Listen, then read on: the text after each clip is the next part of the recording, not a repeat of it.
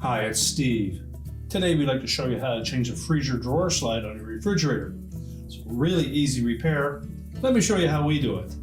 Now to do this repair, it's best that we remove all of the items in the freezer. So pull the drawer open, remove all of those items, and you may wish to put them in a separate deep freeze or refrigerator until we complete the repair. We'll also want to disconnect power to the refrigerator, so you either pull it far enough forward that you can unplug it, or locate the electrical panel, turn off the appropriate breaker, or remove the appropriate fuse. Once we've done that, we can start our repair. Now that we've emptied everything out of the freezer, our next step is to remove this basket. Just simply grab hold of it, lift it out, and set that aside. Now we'll also need to remove the complete freezer door front panel completely away from that refrigerator. It makes it easier to access the part. So our first step is to remove these trim pieces on the side. There are two plastic locking tabs on each one. Simply pull those back, lift up gently, lift those covers off, and then we'll set those aside. Now to remove that freezer door assembly, the mounting brackets sit into some notches on the drawer slides. In some models you may find that there is a rivet or a screw on the front end that needs to be removed first.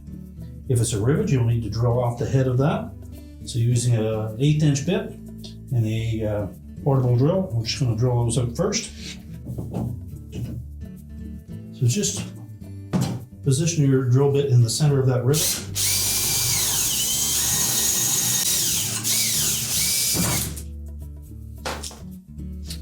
Once we've drilled that through, we'll repeat that procedure on the opposite side. Now once we've removed both of those rivets, we're simply going to lift up on the front of this door and then remove the two hooks at the back, and then we'll set that aside until we do the repair. Now our next step is to remove the center rod from between these two gears. So we're going to pull it into the gear that has the long throat on it. So give it a sharp pull in that direction.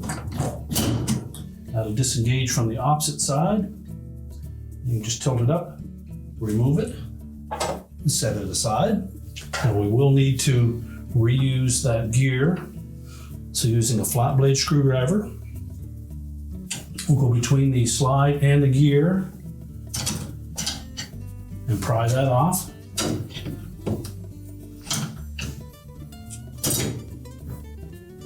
And just set that aside. Now to remove the slide, we need to depress a plastic tab, which is about midway back on that slide, and then we'll pull the whole thing out through the front. Now with the slide fully extended, I'm just going to locate that tab.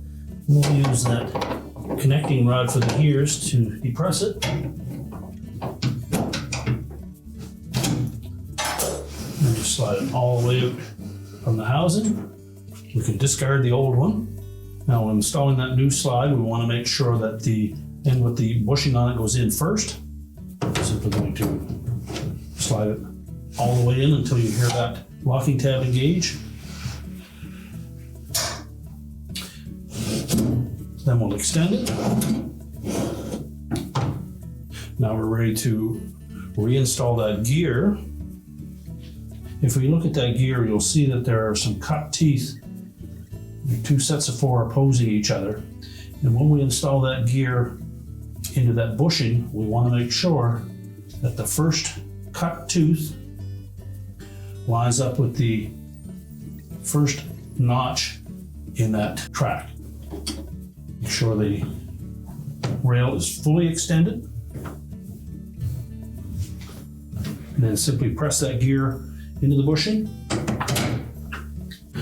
And again, we'll pull both rails all the way out. We'll take the connecting rod, slide it into the long gear first.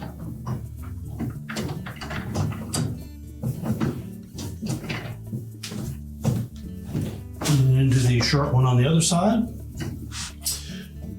And then now we're ready to reinstall the drawer front. Now when reinstalling that door assembly, we want to make sure that we engage these hooks on the end of those side brackets into these slotted openings near the rear of the slide.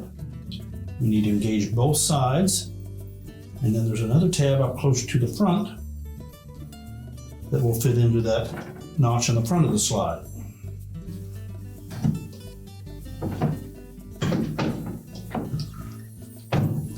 Make sure that it sits down flush and the hole should line up. Now you can either put a screw back in that or you can rivet it on, whichever your choice might be.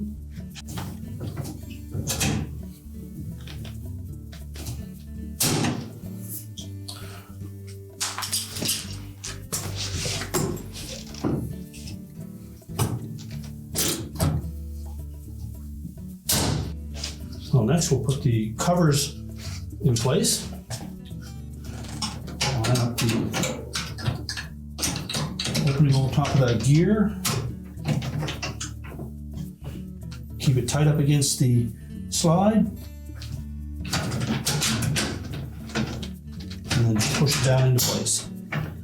Make sure both of those locking tabs engage.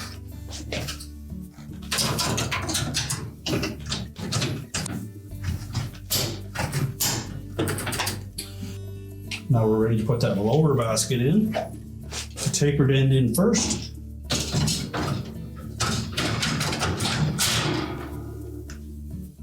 Make sure it sits down flush, and we're ready to load it up again.